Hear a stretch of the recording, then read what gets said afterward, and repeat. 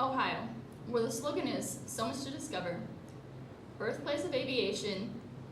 And that makes Ohio sound magical until you discover that most native Ohioans have already accepted that the actual slogan should just be mistake on the lake. I mean, everyone says it behind our backs, so they might as well just accept it. But we love Ohio, maybe because our unbridled hatred for Michigan State, which is so universal that it makes its way into our TV. Where are you from? Michigan, born and raised. Go Blue!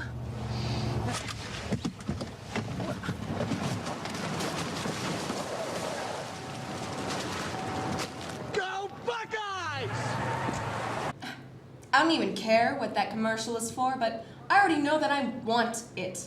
Or maybe we love Ohio so much because of our cultural insensitivity. Like this man from Sycamore Township who set up a zombie-themed nativity set during the Christmas season. We're not kidding. Here's a picture. So to preserve our love for the state, today we're going to be focusing on the serious problem that are affecting Ohio's community, pop culture.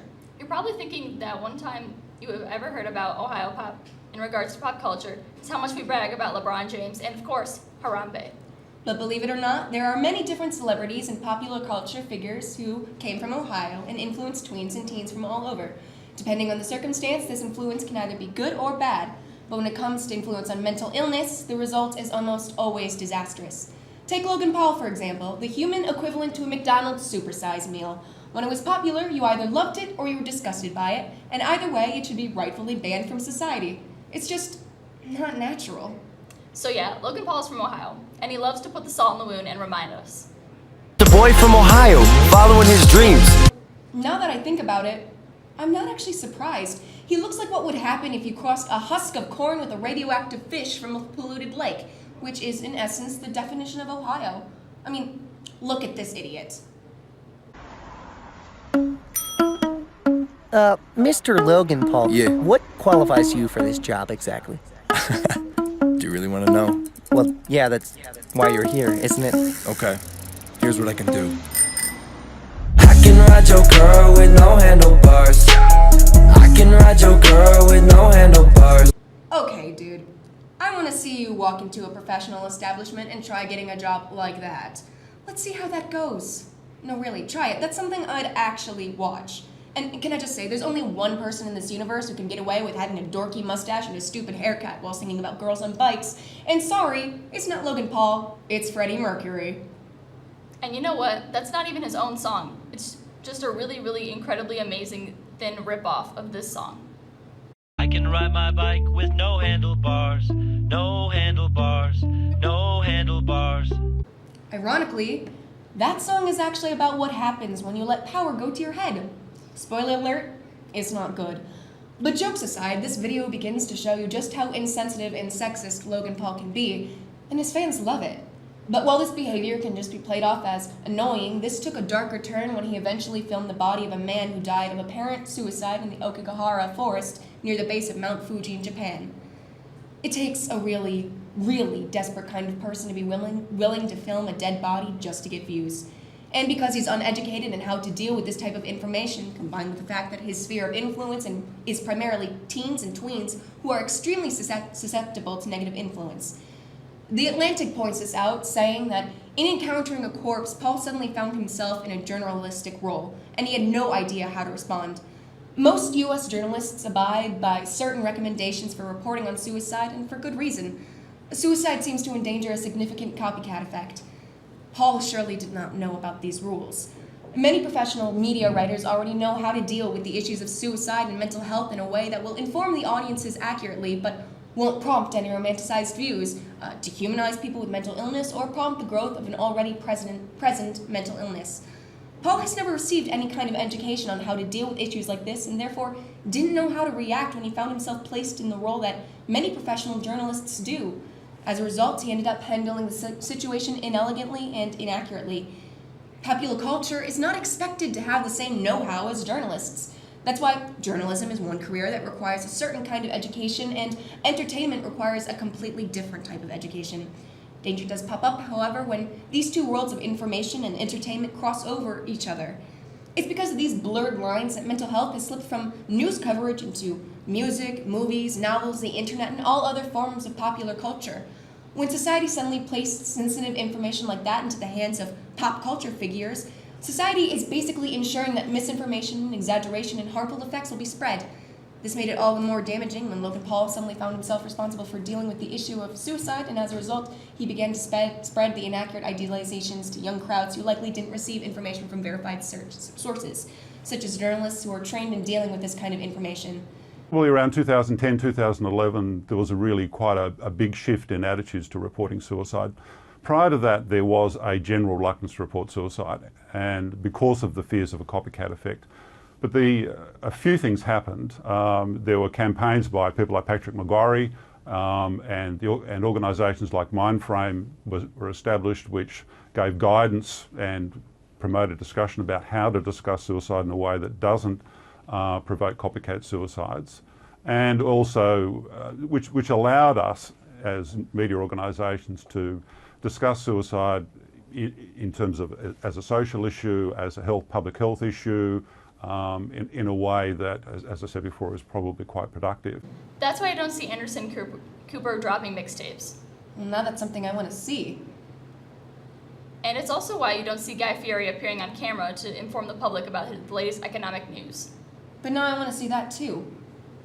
After the backlash he received, Logan Paul eventually made several apologies over Twitter, but public consensus on the matter is that any apology also brags about how many views you get isn't really that genuine. He also released a video that seriously and respectfully dealt with the issue of suicide, but it seemed more like an infomercial than an apology. It's time to learn from the past as I get better and grow as a human being. I'm here to have a hard conversation so that those who are suffering can have easier ones. So I've never been so humbled in my life by a single event. Were you kind of shocked by it? I was shocked to discover just how big this is. You've never known anybody that killed themselves? No one. And that was part of the problem, is just my ignorance on the subject. But in Ohio, where you come from, it's the second leading cause of death. Yeah, that's true. In Ohio, suicide is the second leading cause of injury-related death consistently between the ages 10 and 74. With stats like that, it's heartbreaking that we aren't receiving the information we deserve. This video raked in about 29 million views, which is a lot of people who are receiving accurate and helpful information on suicide. But you remember this Freddie Mercury train wreck? I can ride your girl with no handlebars. I can ride your girl with no handlebars. I can ride your girl with no handlebars. Oh my God, Logan, what are you doing? Let those poor girls go. You've gone too far. Logan, too far. That video has 38 million views. That's 9 million more than his suicide infomercial. Welcome to Ohio, people. We'd rather watch some California wannabe force a bunch of girls to carry him than get serious and accurate information on one of our most concerning and widespread issues. On the spectrum of bad things, filming a dead body is pretty high up there. But believe it or not, the people from Ohio can take it even further. Take, for instance, Ohio-born Charles Manson. I think most of us know what Charles Manson did, but here's a basic rundown. He organized a cult to murder 4 people, but you might not know that he was a struggling musician from Ohio. Charles Manson has said a lot of crazy things that show that he's not mentally stable. In fact, Watch Mojo actually released a video called Top 10 Craziest Things Charles Manson Ever Said. Take a look. Number 10. Charles Manson invented God. It's an age-old question humankind has pondered for centuries. If God created everything, who created God? Well, apparently we have the head of the Manson family to thank for that. During this especially uncomfortable interview, Charles Manson cites God as his best friend, having created him. Well, God, I guess you're my best friend, being I invented you. Huh, and that's only number 10. It almost didn't make it onto the list. Number 1 is him talking about all the evil inside of him. Number 1. Charles Manson sees all the evil inside. Throughout this list, each entry has offered a glimpse into Charles Manson's twisted mind. In arguably his most unsettling moment ever captured on film, Manson looks inside himself and expresses what he sees. What do you see when you look inside yourself? Inside myself, I see everything. I see all. As for how much evil is in there, Manson claims it's all relative. How much evil is there? As much as you see. What do you see? All of it. He admits that he is an evil person, Manson is clearly a bad person and shouldn't be looked up to, yet people still idolize him. Okay, so he's clearly an evil person, but maybe he's a decent artist? Let's take a look. Oh, garbage dump. Oh, garbage dump. Why are you called a garbage dump? Well, Charlie, my dude, you said it yourself. That was garbage. It just wasn't good. So, why does Manson have any fans at all? People want the artist to follow to seem edgy and different, and a cult leader is really out there. Fans are romanticizing mental health, and the deaths of people he killed are a bad influence on the younger generations, like teens and preteens. Look, teens like stupid things. Really stupid things. A generation that thinks fidget spinners are cool could easily look up to a cult leader. I mean, fidget spinner culture is basically a cult. You can't spell the word culture without cult. And don't even get me started on the fact that we swallowed the entire Tide Pod. If we're doing that, idolizing a homicidal man isn't much of a stretch. In an interview, Charles Manson actually explains why he thinks teens are so drawn to him. But boys and girls in their teens were the ones most drawn to Manson. All the kids, they would come to me and say, we got no place to go. And I'd say, well, I got no place to go. You know, so they were throwaway kids, and I was a throwaway kid. That's absolutely terrifying, mostly because in a sick way, it makes sense. We as a society might have forced our children into looking for security in a complete madman.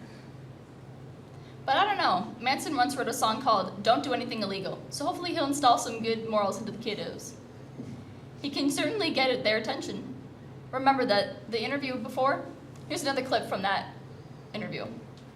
As you can see, Manson is sort of a showman, like when he tried to, as he puts it, take me to a higher level. Ciao! Kajura! Aya! Dima! Kumatu! Yau! Keteji! Or when I again asked him to define his unique charm. What do you think it is about you that makes people want to be a part of whatever it is you're a part of?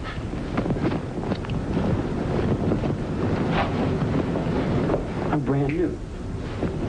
Everything I do is always brand new. Holy crap, that's amazing. That just speaks for itself. But honestly, the fact that we're just even joking about him dancing around shows us how manipulative Manson truly is. This is why the way he grabs people's attention in a way that makes him almost endearing to the public. It made him seem more human and lovable. And we can't just fall for that trap. This is exactly how we romanticize his own mental health. He'd make it seem like a little quirk that is, in the long run, just made him more unique and enjoyable to watch in the public spectacle. But Manson is not a public spectacle. We as a society need to remember that he is a cult leader and a manipulative evil man. We can't just be stupid. In other words of Charles Manson, I may be dumb, but I'm not stupid. Thank you for listening to us, and we hope that you stay safe.